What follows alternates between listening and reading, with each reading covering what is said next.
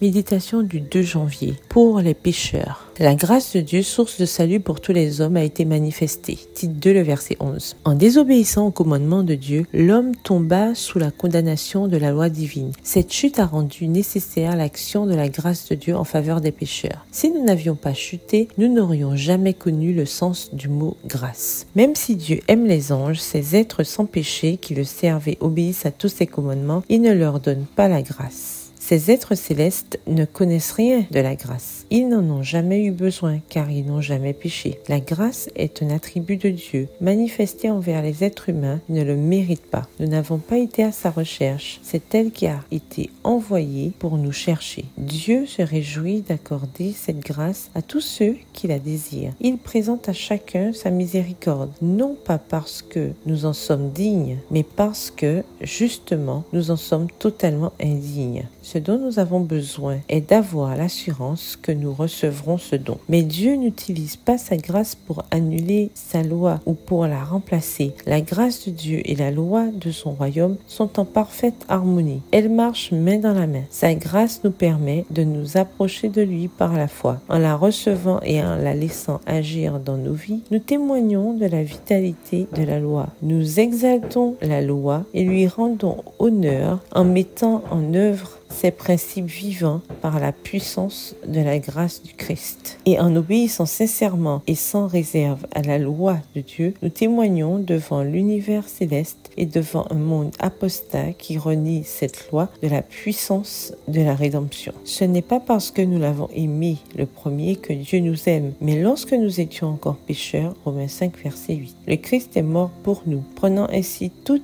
les dispositions nécessaires pour notre rédemption. Bien que par notre obéissance, nous ayons mérité le mécontentement et la condamnation divine, Dieu ne nous a pas abandonnés. Il ne nous a pas laissé affronter la puissance de l'ennemi avec nos forces humaines limitées. Les anges célestes combattent pour nous et en coopérant avec eux, nous pouvons vaincre les puissances du mal. En nous confiant en Christ comme en notre sauveur personnel, nous pouvons être plus que vainqueurs par celui qui nous a aimés. Romains 8, le verset 37. Extrait du magazine The Review and Herald, daté du 15 septembre 1896. Bonne soirée, que l'Éternel vous bénisse.